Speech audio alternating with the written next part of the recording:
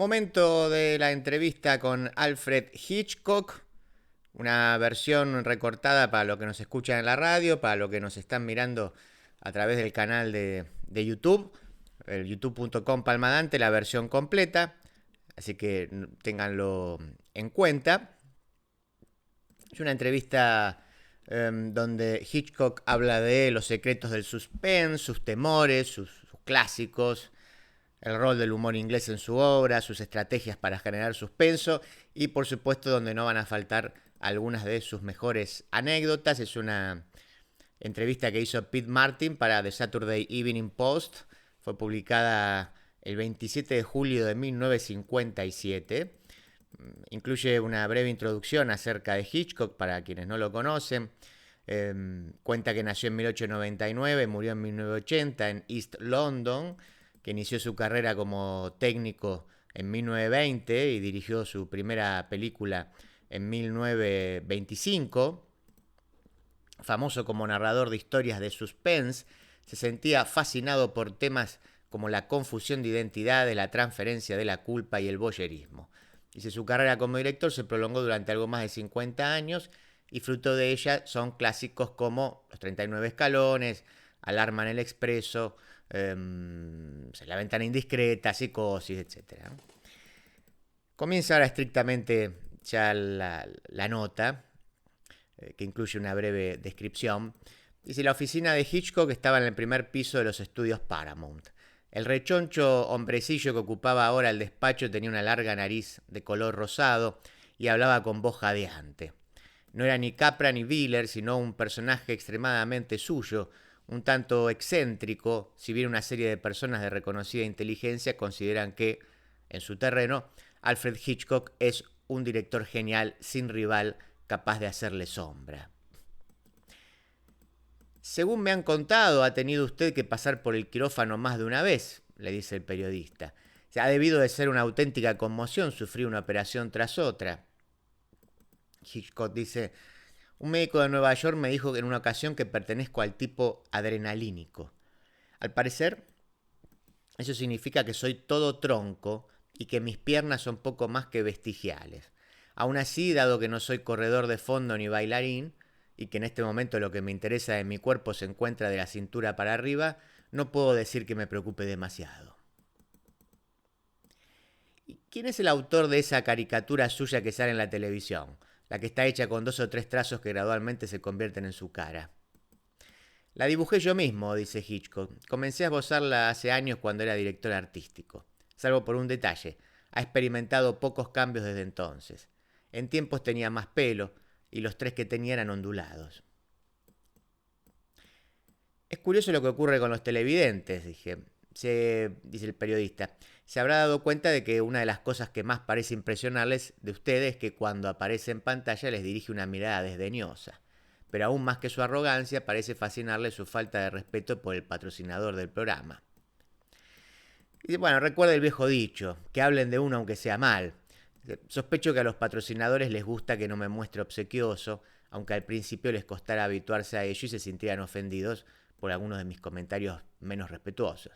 Sin embargo, en cuanto se dieron cuenta, tras echar un vistazo a sus cifras de ventas, de la repercusión comercial de mi menosprecio, dejaron de cuestionar mis puyazos. Hay que reconocer que les costó lo suyo acostumbrarse. La tradición manda que el patrocinador sea el niño mimado de la casa. En semejante ambiente yo era una novedad. El tipo de humor que quiero emplear en la televisión es el mismo que utilicé en la película Pero ¿quién mató a Harry? Harry era un cadáver que constituía un incordio para los que estaban vivos. La embarazosa pregunta ¿qué vamos a hacer con Harry? Esa pregunta se planteaba una y otra vez. A mucha gente la idea le resultó siniestramente divertida, así que me dije a mí mismo que si la falta de respeto por un difunto era graciosa, también debería serlo la falta de respeto hacia un patrocinador vivo. Cuando selecciono historias para mi programa, continúa Hitchcock, para mi programa de televisión, intento que sean tan sustanciosas como estén dispuestos a tolerar el anunciante y la cadena de televisión. Intento compensar toda propensión hacia lo macabro por medio del humor. A mi modo de ver, se trata de un tipo de humor típicamente londinense. Es la clase de humor inglés que hace chistes como el del hombre al que llevan a la horca para colgarle. El hombre mira hacia la trampilla de la horca, sólidamente construida, y pregunta al armado: «Oigan, ¿estará eso seguro?». Otro ejemplo de la misma cuerda, se continuó Hitchcock, es una anécdota que cuenta acerca del actor Charles Coburn. Dice, me refiero al Charles Coburn original, ¿no? Al actor de Hollywood, cuyo nombre se escribe de un modo ligeramente diferente. El primero, que se hizo famoso por su interpretación de la canción The Man That Broke the Bank at Monte Carlo, asistía durante la guerra al funeral de otro actor llamado Harry Tate, muerto al ser alcanzado por la metralla de un proyectil antiaéreo. En el cementerio se había reunido un gran número de compañeros de oficio. El viejo Charles era tan anciano que ya se había retirado de la profesión, y mientras bajaban el ataúd al interior de la tumba, un joven curioso se inclinó hacia él y le preguntó en un susurro: «¿Qué edad tienes, Charlie?». Y él le dice: 89. «Entonces casi no merece la pena que vuelvas a casa», le dijo el joven. Es un ejemplo más de la clase de humor a la que me refiero. Dice, pero por si ya conocía esa historia, voy a contarle otra sobre dos criadas que habían salido a pasar su día libre en una feria. Estaba en una caseta contemplando a un hombre que tenía la curiosa idea de que un modo de entretener al público consistía en arrancarles la cabeza a mordiscos a ratas y pollos vivos. En la jerga de las ferias, a las gentes que ofrecen este tipo de espectáculos se les llama guk. Las dos criadas contemplaban aquello horrorizadas, pero una de ellas no pudo resistir la tentación de hacer algún tipo de comentario jocoso y exclamó a gritos: «¿No le apetecería acompañarlo con un poco de pan?». Al llegar a este punto, Hitchcock me observó con expresión complacida, como si acabase de sacarse de la manga una delicada y exquisita ocurrencia. Me alegré de haber almorzado ya, no obstante, la referencia a las gallinas fue el desencadenante de mi siguiente intervención, dice el periodista. Según tengo entendido, su padre era criador de pollos. Así es. Hay quien defiende la teoría de que la ocupación de mi padre es la causa de que nunca me hayan gustado los huevos. Detesto los huevos. Para mí no hay en el mundo olor más repulsivo que el que desprenden los huevos cocidos. Pero el trabajo de mi padre no tiene nada que ver con mi reacción. Los huevos me parecen tan repugnantes que siempre que puedo los introduzco en mis películas negativamente, por así decirlo, con el único fin de cubrirlo de la infamia que merecen. Por ejemplo, en Atrapa a un ladrón, hice que una mujer apagara la colilla de su cigarrillo en una yema de huevo. Eso lo recuerdo, le dice el periodista, aunque no me viene a la cabeza ninguna otra escena de sus películas en la que aparezcan huevos. Sí, bueno, en una película que dirigí hace años, que es La sombra de una duda, hay un momento en el que deseaba que un hombre se sintiera conmocionado por algo que decía alguien.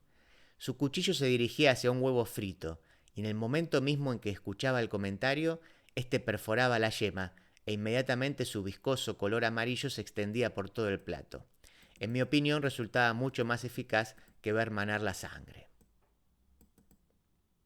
La gente no hace más que preguntarme por qué me interesa tanto el crimen. La verdad es que no me interesa, solo me importa en la medida en que afecta a mi profesión.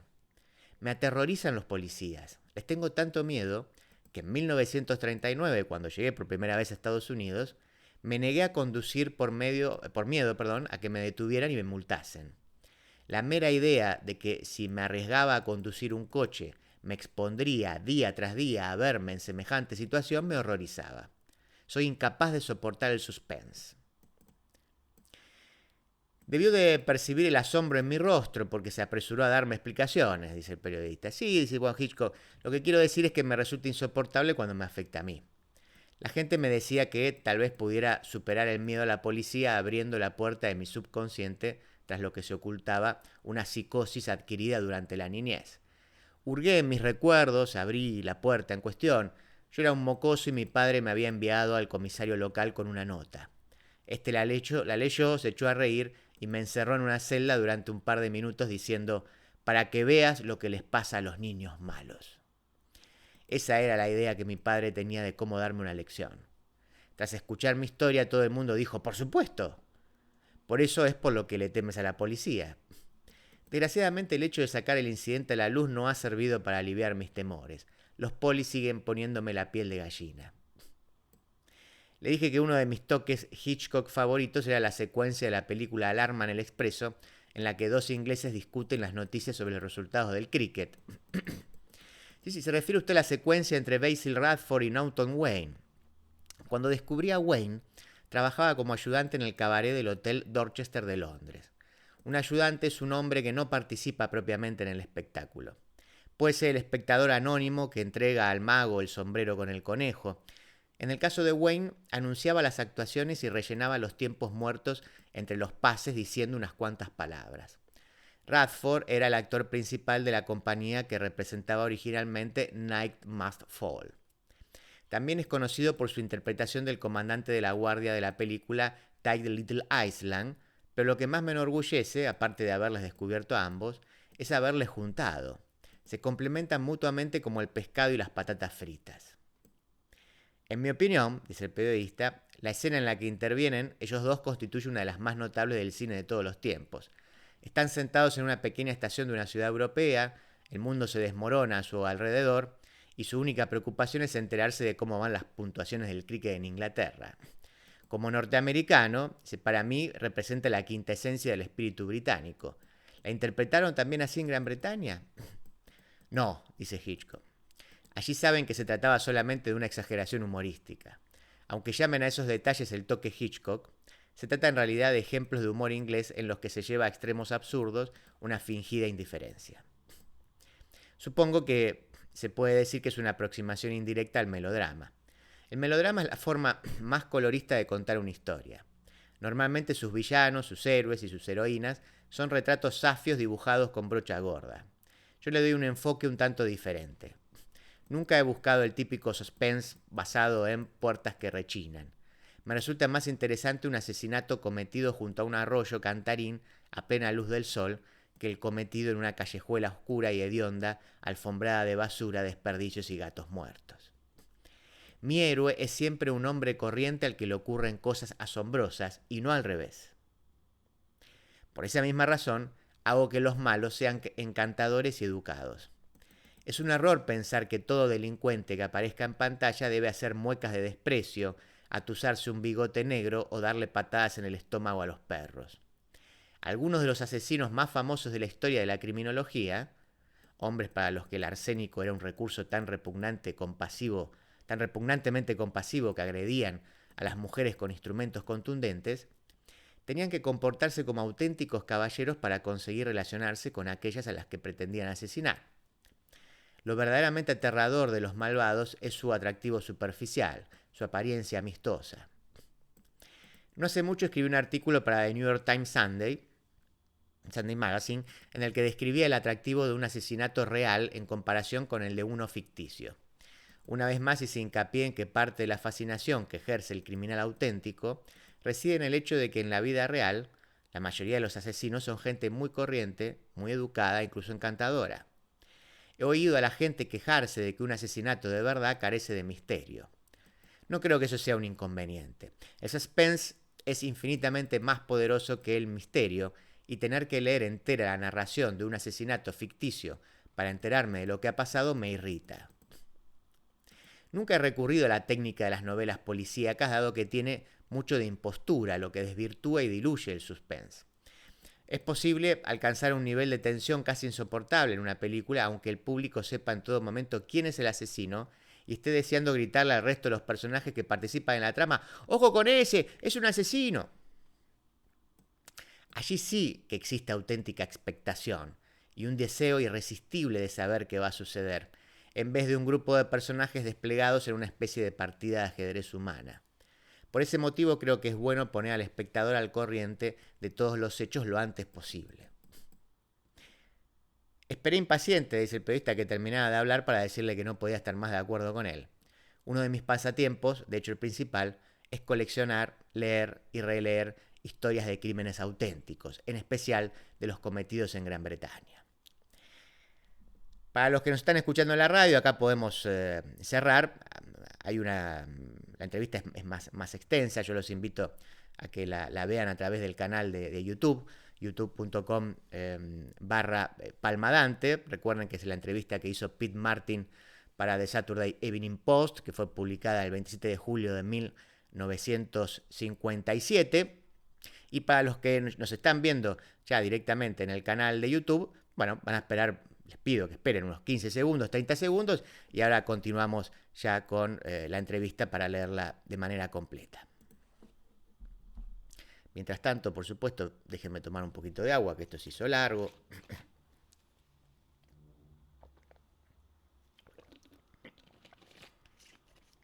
A mí me encantan todos estos trucos que plantea Hitchcock. Quizás estamos más acostumbrados ahora en esta época, porque bueno, ya hemos visto tantas, pero eh, esa explicación, digamos, del tipo de la trama, eh, bueno, a mí me resulta muy atractivo. Continúo. Queda más o menos una mitad de entrevista. ¿Cómo resolvería la posible explosión de una bomba en una de sus historias? Le pregunté, dice el periodista. Si el secreto está en decirle al espectador dónde está la bomba, pero no permitir que los personajes de la historia lo sepan. Imagine, por ejemplo, que usted y yo estamos aquí sentados charlando. No tenemos por qué estar hablando sobre la muerte ni sobre ningún otro tema trascendente, pero si los espectadores saben que hay una bomba a punto de explotar bajo mi mesa, la tensión les resultará insoportable. Por otra parte, si no le contamos al público nada de la bomba que hace tic-tac bajo mi mesa y esta explota y nos hace fosfatina, lo único que sacará en claro será una fuerte impresión. Y lo que es peor, no será más que un susto de un segundo en lugar de 60 o 90 minutos de ansiosa expectación y respiración contenida. Una de las cosas que más nervioso me ponen de las que usted hace es incorporar, dice el periodista, en ocasiones algún mecanismo como un simple cesto o una caja que se va abriendo lentamente mientras espero comiéndome las uñas sentado en el borde de mi asiento a que surja el horror innombrable que oculta. Entonces aparece algo tan peligroso como un gatito negro. Ha hecho que me prepare para una catástrofe inminente y resulta que ocurre algo inofensivo. Hitchcock dice, bueno, mediante una ocultación inteligente es posible conseguir que el público atribuya contenidos devastadores a las cosas más inofensivas. Aunque hay que tener cuidado de no defraudarle por completo. Los espectadores reaccionan con un gratificante escalofrío ante cosas que no resultan ser tan malas como esperaban, pero solo si al final se les hiela la sangre en las venas. En caso contrario, se sentirán decepcionados y saldrán del cine pensando que eres un maldito tramposo. Bueno, he notado que en algunos de sus programas de media hora en televisión permite que el público llegue a sus propias conclusiones, dice el periodista. Es una técnica nueva para mí, al menos no había visto antes nada así. Es todo un desafío rodar 39 programas al año, cada uno con un giro inesperado al final. Así que a veces dejamos que ustedes aporten uno de su propia cosecha, basado por supuesto en lo que acaban de ver y de oír. Tengo entendido que está usted preparando algo diferente en televisión para este otoño, aunque no estoy muy seguro de qué se trata. Sí, además de nuestro programa semanal de media hora, voy a rodar 10 programas de 1 hora de duración. En ellos dispondré de más tiempo para desarrollar los personajes. Algunas historias merecen más tiempo para contarlas que otras. Una de las primeras será un relato de Cornell Bullrich 3 O'Clock. 3 O'Clock es el nombre, ¿no? de la historia. Se trata de un hombre que fabrica una bomba casera porque sospecha que su mujer tiene un amante y ha decidido matarles a ambos, aunque hacerlo suponga volar su propia casa. Nada más poner en marcha el mecanismo de relojería de la bomba, irrumpen 2 ladrones en la casa. Le atan de pies y manos y le bajan al sótano mientras roban la vivienda. Después se marchan. Él se queda desamparado, oyendo el tic-tac de su bomba activada y una situación totalmente imprevista. De hecho, duda mucho que le resulte posible salir bien de ella. Entonces el periodista le dice, bueno, ¿y el desenlace? Hitchcock parpadeó con sus grandes ojos en forma de ostra y le dijo, si cree que le voy a contar lo que ocurre al final, está usted muy equivocado. Le sugiero que sintonice su aparato en otoño y lo descubra por sí mismo. Nunca he pensado que mis películas fueran productos fundamentalmente comerciales. No obstante, normalmente he tenido que enfrentarme a la firme insistencia por parte de los responsables de los estudios, para los que he trabajado, de que la historia terminase bien. En esta comunidad, si uno no concluye las películas con lo que se ha dado en llamar un final feliz, incurre en un pecado imperdonable, se convierte en lo que en Hollywood llaman un aguafiestas.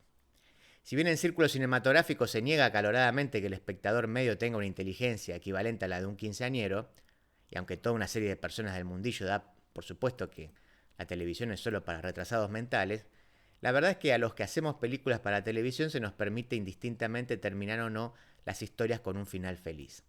Así pues, a pesar de las quejas de algunos guionistas televisivos, disponemos de más libertad en la TV de la que se nos concede en el cine. Quizás esto solo demuestre que la gente está dispuesta a aceptar un tipo de entretenimiento más maduro cuando no tiene que pagar por él. Puede que tenga la impresión de que cuando paga por ver una película ha comprado el derecho a salir de ella sintiéndose satisfecha. En más de una ocasión me han comentado que si filmase La Cenicienta, los espectadores se dedicarían a buscar un cadáver en la carroza en forma de calabaza. No le falta razón, pero mi obra no es esencialmente melodramática. Aunque en una ocasión probé hacer una comedia que tuvo mala fortuna con Carol Lombard, no tiene sentido negar que estoy totalmente encasillado. Si mis películas no produjeran estremecimientos, el público se sentiría profundamente defraudado. ¿Recuerda a Robert Vogeler? Le pregunta el periodista. Era aquel hombre de negocios norteamericano que fue misteriosamente secuestrado en un viaje entre Budapest y Viena. Desapareció como si se le hubiese tragado la tierra. Apareció en una prisión tras el telón de acero y finalmente fue liberado. Cuando leí su historia pensé, ¿cómo puede Hitchcock seguir haciendo cine si ahora suceden en la vida real cosas que antes solo ocurrían en sus películas? Efectivamente, dice Hitchcock, es un problema. Después de todo, no soy capaz de imaginar un episodio más escalofriante que el vuelo de Rudolf Hess a Escocia durante la Segunda Guerra Mundial. Lo gracioso del asunto es que si hubiese incluido eso en una película antes de que tuviese lugar, nadie lo habría creído. Lo que es más, las cosas han llegado hasta tal punto que la gente que lleva una vida arriesgada y repleta de improbables aventuras empieza a copiar los recursos que empleo en mis películas. ¿A qué se refiere?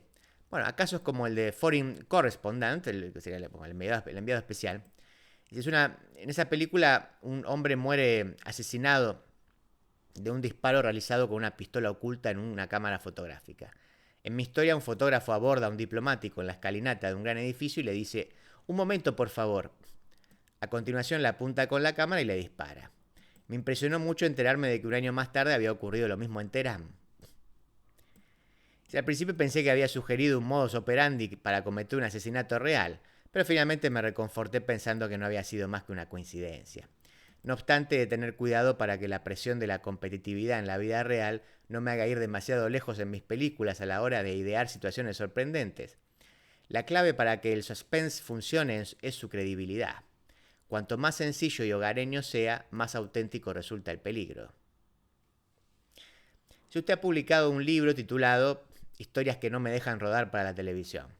Lo he visto en las librerías. ¿Por qué fueron rechazadas esas historias? Por ser demasiado macabras. No intentaré resumir la trama del relato Two Bottles of Relish. Estoy seguro de que a su editor le desagradaría y la consideraría de mal gusto.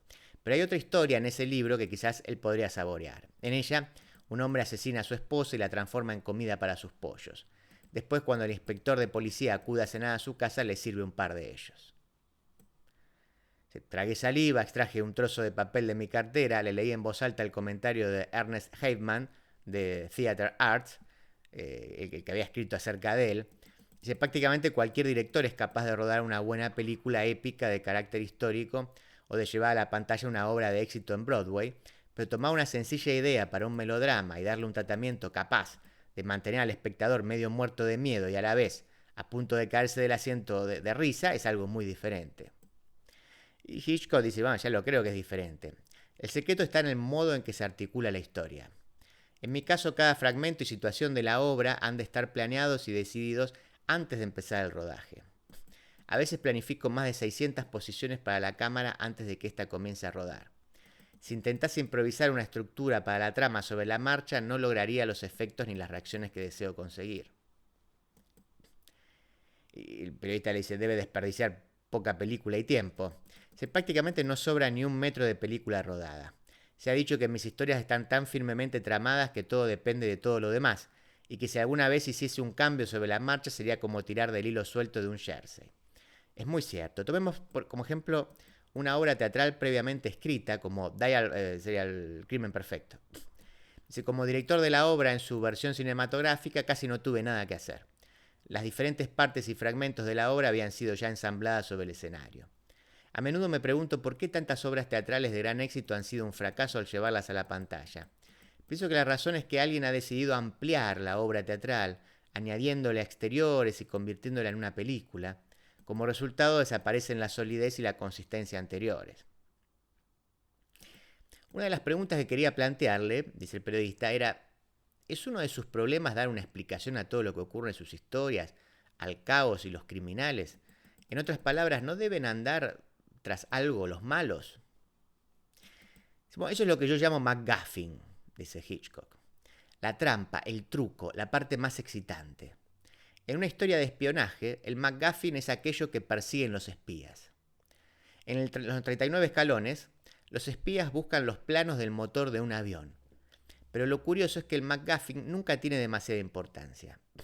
En una película llamada Encadenados, hacía que Ingrid Bergman viajase a Sudamérica y se relacionase allí con unos espías alemanes. Se planteaba la pregunta de qué buscaban los espías. En otras palabras, ¿cuál era el MacGuffin? Aunque faltaba todavía un año para lo de Hiroshima, me dije, hagamos que sean unas muestras de uranio. Tenía el presentimiento de que en alguna parte algún espía de algún país debía andar tras una bomba atómica o tras la información necesaria para fabricarla. Fui con Ben Hecht, el autor del guión cinematográfico, a visitar al doctor Millikan, al Instituto Tecnológico de California para averiguar algo que para nosotros era una pregunta natural y nada sorprendente. ¿Qué tamaño tiene una bomba atómica? Esa era la pregunta. A Millikan casi se le desencaja la mandíbula. ¿Quieren que les detengan?, balbuceó. ¿Es que quieren que me detengan a mí también? Sin embargo, después de estas angustiadas respuestas, recobró la compostura y dedicó toda una hora a explicarnos hasta qué punto era imposible fabricar una bomba atómica. Nosotros no lo sabíamos, pero el proyecto Manhattan estaba ya en marcha y el doctor Millikan era parte esencial del engranaje. Debió de experimentar una extraña sensación cuando le formulamos aquella pregunta, pero como le digo, hizo lo posible por mantener en secreto sus conocimientos, explicándonos lo ridícula que resultaba nuestra idea. No obstante, cuando nos marchábamos, le dije a Hecht, de todos modos pienso seguir adelante con el MacGuffin del uranio. Hicimos una película que recaudó 7 millones, en la actualidad recaudaría 2 o 3 veces más. Y acá el periodista le vuelve a preguntar por el origen, en este caso, del término MacGuffin. Dice, utilizo mi propia adaptación del término para referirme a los papeles, las joyas o lo que quiera que busquen los espías. La palabra procede de un viejo chiste de Music Hall. Van dos hombres en un tren y uno de ellos le dice al otro, ¿qué es ese paquete que hay en el maletero que tiene sobre su cabeza? El otro le contesta, eso es un MacGuffin. El primero insiste, ¿y qué es un MacGuffin? Y su compañero de viaje le responde, un MacGuffin es un aparato para cazar leones en los Adirondacks. Pero si en los Adirondacks no hay leones, le espeta el primer hombre. Entonces, eso de ahí no es un MacGuffin, responde el otro. Le comenté que tenía la reputación de que le gustaba hacer bromas pesadas, dice el periodista. Y... esperen que se me cerró el archivo, ahí está. Eso es algo que he dejado atrás, me dijo. Dice Hitchcock, ¿no? Y mucho me temo que si intentase describirle alguna de mis bromas le parecerían estúpidas y rebuscadas. Aunque aún me divierto en los ascensores. A veces cuando un ascensor va lleno de gente me vuelvo hacia alguien que va conmigo y le digo, por supuesto, no sabía que el arma estuviera cargada, pero cuando se me disparó le hizo un gran boquete en el cuello, le voló un trozo de carne y dejó al descubierto un montón de ligamentos blancos. Noté humedad en los pies, resultaba que estaba en medio de un gran charco de sangre. Todo el mundo se pone rígido, entonces salgo del ascensor y les dejo allí plantados. En una ocasión, mientras describía el imaginario disparo, una mujer imploró al ascensorista, «¡Déjeme salir de aquí, por favor!» y se bajó en el siguiente piso. Quise saber de dónde se sacaba aquellos toques Hitchcock, como el de la gente que se suma a un cortejo fúnebre o se cuela en un parque de atracciones, o en salas en las que están desarrollándose mitines políticos para huir a sus perseguidores. Hitchcock dice, no hago más que mirar a mi alrededor y preguntarme a mí mismo qué fondo, qué ambiente emplearé a continuación. Algún día haré que el protagonista irrumpa en un hospital fingiendo ser un paciente, se acueste en una de esas camillas con ruedas en las que le llevan a uno hasta el quirófano y antes de que quiera darse cuenta la habrán operado. Había oído mencionar que una vez le había dicho a un joven actor que se mostraba muy nervioso ante la cámara, no entiendo a qué viene tanto desasosiego, lo único que depende de esta interpretación es su carrera. Se quería saber qué había sido de aquel joven. ¿Había progresado su carrera llevándole a ser nominado por la Academia? No tuve la menor oportunidad de averiguarlo. Hitchcock se puso de pie. Sabrá disculparme, pero llego con 15 minutos de retraso a las pruebas de cámara de varias actrices que estoy considerando para mi próxima película. Resulta que la chica que había elegido para el papel tenía un compromiso previo con un pájaro que tiene la nariz aún más larga que yo, la cigüeña. Hay ciertas cosas ante las que ni siquiera un gran director, capaz de prever hasta el último movimiento antes de la primera vuelta de la manivela, no puede hacer nada. Allí termina entonces la entrevista completa que le realizara, así lo digo mejor, Pete Martin a Alfred Hitchcock, una entrevista publicada en The Saturday Evening Post el 27 de julio de 1957.